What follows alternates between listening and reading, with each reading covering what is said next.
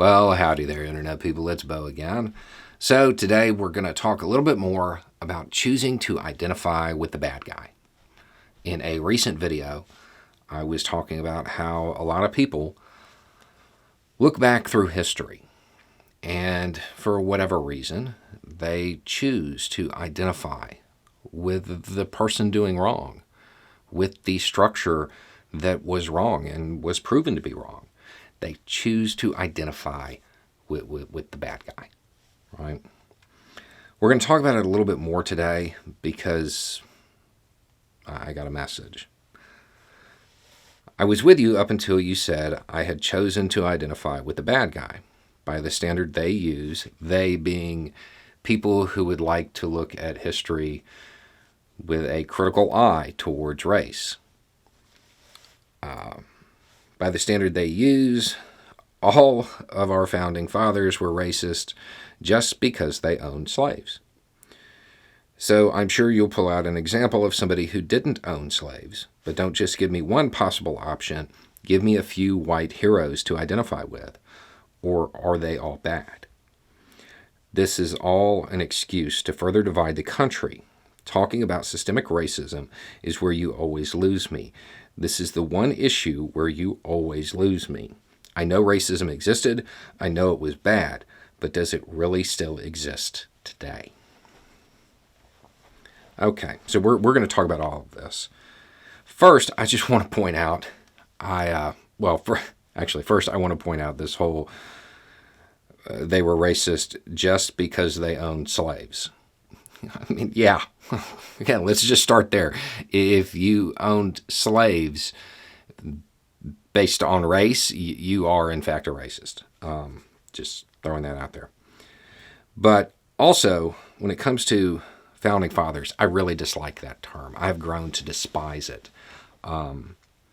Mainly because if this was a parental relationship, they were pretty absentee. At best, they had shared custody.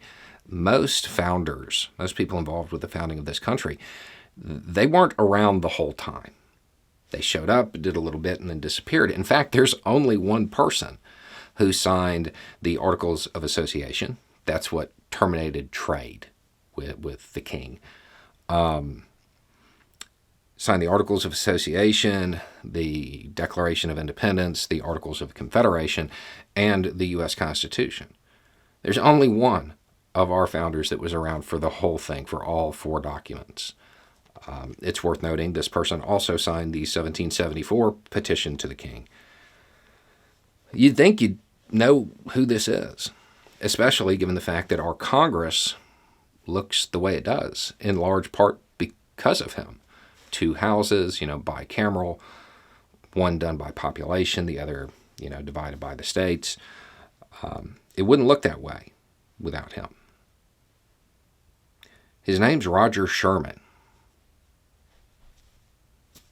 And there's going to be a whole bunch of people who that's probably the first time that they've ever heard his name. Wonder why. Wonder why we haven't talked about this person, why this isn't front and center in a whole lot of history books. Seems like somebody that played that big of a part in it should be mentioned. There is one unique thing about Roger Sherman. Never owned slaves. Referred to slavery as iniquitous. Absolutely refused to be involved in passing a tax on slaves because you tax property, not human beings. It's weird that you don't hear about him, right? But maybe that's by design. Maybe there were actually quite a few of the founders who were opposed to slavery. And you don't hear about them because they it was important for the country to maintain the idea that all of the founding fathers were racist because they owned slaves. The idea that they all owned slaves. They didn't. That's not true. You said you wanted more than one. John Quincy Adams, Thomas Paine. There's actually a bunch. People want to quote Thomas Jefferson and look to him, which to me, I always find odd because Thomas Paine was objectively the better person and objectively had better quotes. But there's quite a few. These are just the ones that I can come up with off the top of my head. Benjamin Franklin owned slaves early in his life.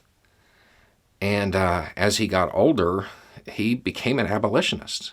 The Constitution was drafted in 1787, ratified in 88, became effective in 89, and in 90, Benjamin Franklin introduced a bill to abolish slavery.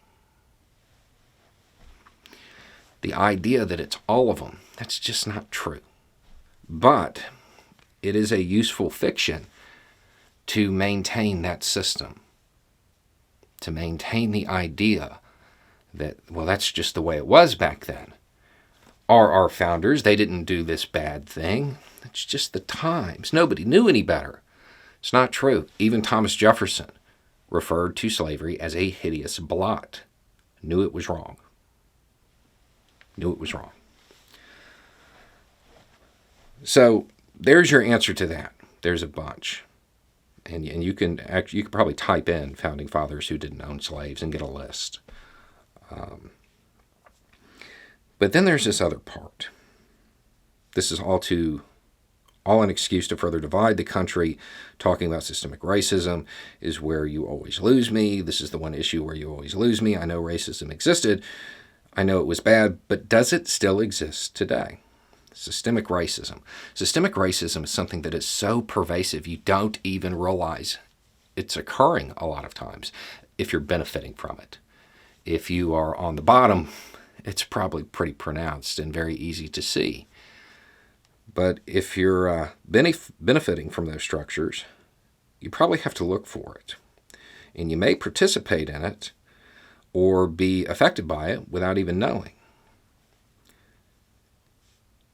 Don't just give me one possible option. Give me a few white heroes to identify with. Go back and watch the other video. There at the end, when I'm talking about this, I said you chose to identify with the slaver rather than those helping the Underground Railroad. I was thinking of Harriet Tubman. Why are you looking for a white hero? Is it impossible to identify with a black person? Is it impossible to view them as a hero?